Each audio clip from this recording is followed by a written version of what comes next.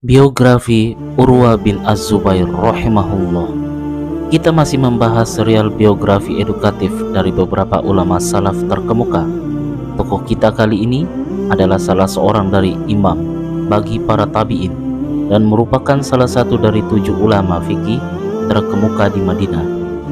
Urwa bin Az-Zubair rahimahullah merupakan lautan ilmu pengetahuan dan seorang imam dalam kesabaran dan keyakinan. Nama dan kelahirannya. Nama beliau adalah Urwa bin Az-Zubair bin Al-Awam bin Khuwailid bin Asad bin Abdul Uzza bin Qusay Al-Quraisy Al-Asadi, Abu Abdillah Al-Madani Al-Faqih, salah seorang dari 7 ulama fikih Madinah yang terkenal. Kelahiran beliau dituturkan oleh Khulaifah rahimahullah berkata, Urwa bin Az-Zubair rahimahullah dilahirkan pada tahun 23 Hijriah. Mus'ab bin Abdullah rahimahullah berkata, dia dilahirkan setelah 6 tahun sejak kekhalifahan Utsman bin Affan radhiyallahu anhu. Murrah rahimahullah berkata, dia dilahirkan pada tahun 29 Hijriah. Tentang dirinya, dari Muhammad bin Hilal rahimahullah, dia berkata, aku melihat Urwa sama sekali tidak pernah memelihara kumisnya dan dia selalu memotongnya dengan baik. Dari Ishaq bin Yahya rahimahullah, dia berkata, aku melihat Urwa sering memakai selendang yang berwarna kekuning-kuningan. Sanjungan ulama terhadapnya. Muhammad bin Sa'ad rahimahullah berkata, Urwa adalah seorang yang dapat dipercaya, banyak meriwayatkan hadis, ahli fikih, luas wawasan keilmuannya, meyakinkan dan dapat dipercaya. Dari Abdurrahman bin Umaid bin Abdurrahman rahimahullah, dia berkata, aku masuk masjid bersama ayah. Kemudian aku melihat banyak orang mengerumuni seseorang. Lalu ayah berkata, coba lihat, siapa yang dikerumuni banyak orang itu? Lalu aku mencoba melihatnya dan ternyata dia adalah Urwa bin Az-Zubair rahimahullah. Setelah itu, aku memberitahukan kepada ayah dan aku sendiri merasa heran. Lalu ayah mengatakan, wahai putraku, janganlah kamu heran. Kamu telah melihat salah seorang sahabat Rasulullah SAW. Mereka itu sedang bertanya atau meminta fatwa kepadanya. Dari Sufyan bin Uyainah rahimahullah, dia berkata, ada 3 orang yang paling tahu tentang hadis riwayat Sayyidah Aisyah radhiyallahu anha. Mereka adalah Al-Qasim bin Muhammad, Urwa bin Az-Zubair, dan Umrah binti Abdurrahman. Az-Zahabi rahimahullah berkata, dia merupakan orang yang kuat hafalannya dan konsisten, ahli fikih dan ahli sirah, biografi dan perjalanan hidup seseorang. Dia termasuk orang pertama yang menulis buku tentang Al-Maghazi atau peperangan. Ibadahnya. Dari Ali bin Al-Mubarak Al-Hanai rahimahullah, dia berkata, Hisham bin Urwa telah memberitahukan kepada kami. Dia berkata bahwa sesungguhnya ayahnya sering melakukan puasa sepanjang tahun kecuali pada saat hari raya Idul Fitri dan hari raya Kurban atau Idul Adha, hingga ketika dia meninggal pun tetap dalam keadaan berpuasa. Dari Malik bin Anas, dari Hisham bin Urwa rahimahullahu anhum, dia berkata, kami pernah berjalan-jalan dengan Urwa bin Az-Zubair. Dia saat itu sedang berpuasa, akan tetapi kami tetap makan.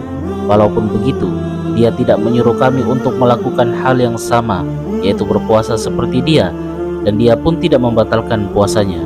Dari Ibnu Syawzab rahimahullah, dia berkata, Urwa bin Az-Zubair selalu membaca seperempat Al-Quran dengan cara melihat mushaf setiap hari dan bangun malam untuk melakukan sholat sunnah dengan membaca seperempat Al-Quran juga. Dia tidak pernah meninggalkan rutinitasnya itu sedikit pun, kecuali saat kakinya harus diamputasi karena dia menderita kanker yang menyebar dan menggerogoti tubuhnya. Dari Abdullah bin Muhammad bin Ubaid rahimahullah, dia berkata, Urwa bin Az-Zubair tidak pernah meninggalkan zikirnya kecuali pada malam saat kakinya harus diamputasi. Kegigihannya dalam mencari ilmu.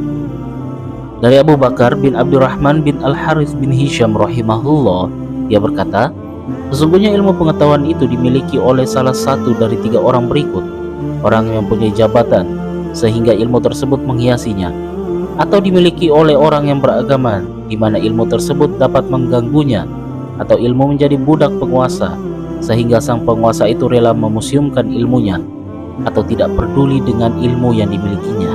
Lanjutnya, dan tidak seorang pun yang lebih tahu tentang 3 cacat ini dari Urwa bin Az-Zubair dan Umar bin Abdul Aziz. Dari Qabisah bin Zu'aib rahimahullah, dia berkata, Saat itu kami hidup di masa pemerintahan Khalifah Muawiyah. Di akhir masa pemerintahannya, pada suatu malam kami berkumpul dalam sebuah pengajian di masjid. Aku, Mus'ab bin Az-Zubair, Urwah bin Az-Zubair, Abu Bakar bin Abdurrahman bin Auf, dan Ubaidillah bin Abdullah bin Utbah, dan kami berpisah pada siang harinya. Lanjutnya, aku pernah berguru kepada Zaid bin Thabit yang saat itu menjadi kepala pengadilan dan lembaga pemberi fatwa, pengajaran Al-Quran dan ilmu faraid di Madinah pada masa Umar bin Khattab, Utsman bin Affan, dan Ali bin Abi Thalib ridwanullahi alaihim ajmain. Kemudian aku dan Abu Bakar bin Abdurrahman berguru kepada Abu Hurairah, sedangkan Urwah bin Az-Zubair telah lebih dahulu berguru kepada Sayyidah Aisyah radhiyallahu anha, menjauhi orang lain dan membangun rumah. Ada yang mengatakan, ketika Urwah bin Az-Zubair selesai membangun rumahnya dan juga memperbaiki saluran air ataupun sumur di sekitarnya, dia mengundang masyarakat dan orang-orang yang lewat, mengajak mereka makan bersama, sehingga mereka berkenan untuk mendoakannya agar mendapatkan keberkahan dari Allah, dan setelah itu mereka pun lantas pergi. Dari Abdullah bin Hasan rahimahullah, dia berkata, Ali bin Husain bin Ali bin Abi Thalib sering berbincang-bincang dengan Urwah bin Az-Zubair setiap malam menjelang subuh di belakang masjid Rasulullah SAW. Aku juga ikut bersama mereka berdua. Pada suatu malam, kami memperbincangkan tentang keburukan dan kezaliman yang dilakukan Bani Umayyah. Akan tetapi, keadaan saat itu tidak memungkinkan kami untuk melakukan perubahan atau mengingatkan mereka. Kemudian mereka memperbincangkan tentang ketakutan mereka terhadap azab Allah yang menimpa mereka. Maka Urwah bin Az-Zubair rahimahullah berkata, "Wahai Ali, sesungguhnya orang yang mengucilkan diri atau tidak mau bergaul dari orang-orang yang suka berbuat kezaliman, maka tentu Allah mengetahui bahwa penyebabnya adalah orang itu tidak menyukai perbuatan mereka. Jika mereka melakukan suatu perbuatan tercela, kemudian Allah menimpakan azab kepada mereka, maka aku berharap orang tersebut selamat dari musibah yang ditimpakan tersebut." Dia, perawi, berkata, kemudian Urwah bin Az-Zubair pulang ke rumahnya dan mengisolasi diri di rumah akiknya itu, menjadi menantu Abdullah bin Umar radhiyallahu anhu. Dari Abu Al-Aswad dari Urwah bin Az-Zubair rahimahullahu anhu, dia berkata, aku telah mengajukan pinangan kepada Ibnu Umar radhiyallahu anhu untuk putrinya Saudah rahimahullah. Pada saat itu kami sedang melakukan tawaf, sehingga dia tidak melayani pinangan yang aku ajukan itu. Ketika sudah berada di Madinah, setelah melakukan tawaf tadi, aku lewat di depannya, dan Ibnu Umar radhiyallahu anhu bertanya, apakah kamu yang kemarin menginginkan Saudah? Aku menjawab, ya. Ibnu Umar radhiyallahu anhu berkata, kamu mengatakannya saat kita sedang melakukan tawaf. Kita sedang menghadirkan Allah dalam pikiran dan hati kita. Apakah kamu ada keperluan dengannya? Aku menjawab, hati-hati kalau bicara tentang hal ini, jangan keras-keras. Ibnu Umar radhiyallahu anhu berkata, wahai nak, undanglah Abdullah bin Abdullah dan budaknya Nafi. Urwah rahimahullah melanjutkan ceritanya. Lalu aku katakan kepadanya, apakah aku undang juga sebagian keluarga Az-Zubair? Ibnu Umar radhiyallahu anhu menjawab, tidak perlu. Aku berkata lagi, budaknya Qubaib? Dia berkata, itu lebih tidak mungkin lagi. Kemudian aku mengundang mereka, dan setelah mereka datang, Ibnu Umar radhiyallahu anhu berkata kepada mereka berdua, ini adalah Urwah bin Abi Abdullah, dan kalian berdua telah mengenalnya dengan baik. Dia telah mengajukan pinangan kepada putriku Saudah, dan aku telah setuju untuk menikahkannya, sehingga dia boleh dan berhak sebagaimana layaknya seorang muslim dengan muslimah untuk saling mempergauli dengan baik atau menceraikannya dengan baik pula. Mereka telah boleh melakukan sesuatu yang sebelumnya dilarang. Apakah kamu menerimanya, wahai Urwah? Aku menjawab, ya, aku menerimanya. Dia berkata, semoga Allah memberikan berkah pada pernikahan kalian berdua. Kesabarannya. Dari Hisham bin Urwah rahimahullah dari ayahnya, dia berkata, dia terkena penyakit kanker pada kakinya, dan seseorang pernah berkata kepadanya, maukah anda aku panggilkan tabib? Dia berkata, jika kamu berkenan. Lalu sang tabib pun datang dan berkata, aku akan memberikan minuman kepada anda, dan minuman itu menghilangkan kesadaran anda untuk beberapa saat. Maksudnya adalah khamr. Mendengar itu, Urwah rahimahullah berkata, urus saja dirimu. Aku tidak yakin kalau ada seseorang yang mau meminum suatu obat yang menghilangkan kesadarannya sehingga dia tidak ingat lagi kepada Tuhannya. Dia, perawi, berkata, Kemudian sang tabib itu akhirnya memotong lututnya sebelah kiri dengan tanpa obat bius, dan kami semua berada di sekelilingnya menyaksikannya. Hebatnya, dia tidak mengadu sedikit pun. Ketika kakinya telah terpotong, dia berkata, "Kalau Allah memang Engkau ya Allah yang telah mengambil kakiku, Engkau pun telah menyisakan hidup kepadaku. Kalaulah Engkau memberikan cobaan sakit kepadaku, Engkau pun telah memberikan kesembuhannya." Dan hebatnya, pada malam itu juga dia tidak meninggalkan rutinitasnya, yaitu melakukan sholat malam dengan membaca seperempat Al-Quran guru-gurunya.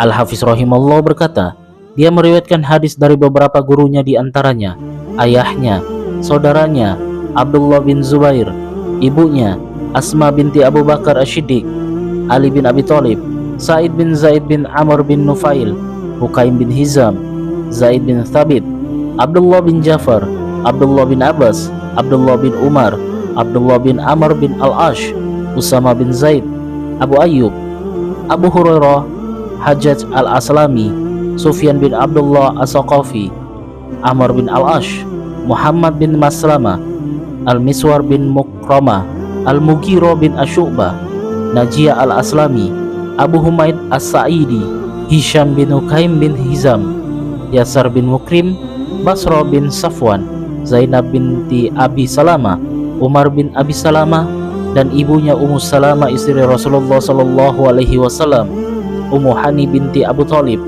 Ummu Hubaibah binti Abu Sufyan, Jabir bin Abdullah al-Ansori, An-Nu'man bin Bashir, Ubaidillah bin Adi bin Khiyar, Marwan bin Al-Hakam, Bashir bin Abi Masud al-Ansori, Amron Maula Usman, Abdullah bin Zam'a bin Al-Aswad, Abdurrahman bin Abdul Qari, Nafi bin Jubair bin Mat'am, Abu Murawi Al-Ghifari, Abu Salama bin Abdurrahman, ya ini termasuk kerabatnya, dan masih banyak lagi yang lain, murid-muridnya.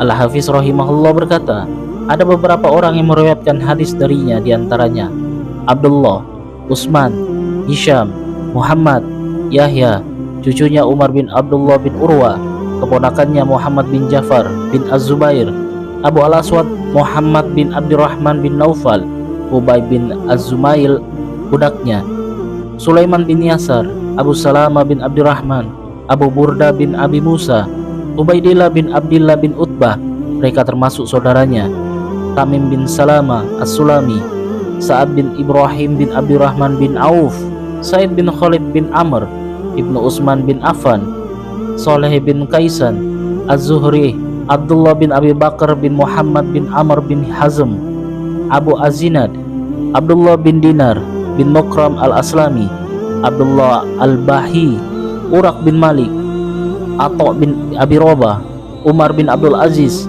Amr bin Dinar, Muhammad bin Ibrahim At-Taimi, Yazid bin Abdullah bin Husaifah, Abu Bakar bin Hafiz bin Umar bin Sa'ad bin Abi Waqqas, Ja'far bin Muhammad bin Ali bin Hasan bin Ali bin Abi Thalib, Safwan bin Sulaim, dan Yahya bin Ibnu Katsir. Akan tetapi ada yang mengatakan bahwa yang terakhir ini, Yahya bin Katsir, tidak pernah mendengar hadis darinya, dan yang lainnya. Beberapa mutiara perkataannya.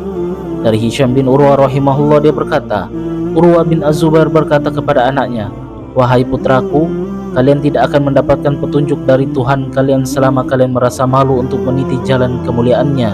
Sesungguhnya Allah zat yang memuliakan orang-orang yang pantas mendapat kemuliaan, dan berhak, dialah zat yang berhak memilihnya."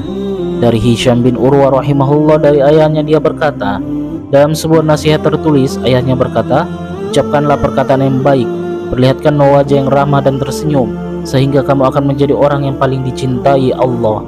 Dari Muawiyah bin Ishaq bin Urwah rahimahullahu anhuma, dia berkata, tidak akan pernah berbakti kepada kedua orang tuanya orang yang berlaku kasar kepada mereka. Hisham rahimahullah berkata, ayah berkata, banyak ucapan ringan yang mungkin diucapkan seseorang dalam sekejap saja, akan tetapi ia akan membekas atau menjadikannya orang mulia dalam tempo waktu yang lama meninggalnya. Az-Zubair rahimahullah berkata, Urwah bin Az-Zubair meninggal dunia pada usia yang ke-67 tahun. Ibnu Al-Madini rahimahullah berkata, dia meninggal dunia pada tahun 93 Hijriah. Al-Haitsam bin Al-Waqidi Abu Ubaidah Yahya bin Mu'in Al-Falas rahimahullahu anhu berkata, dia meninggal dunia pada tahun 94 Hijriah.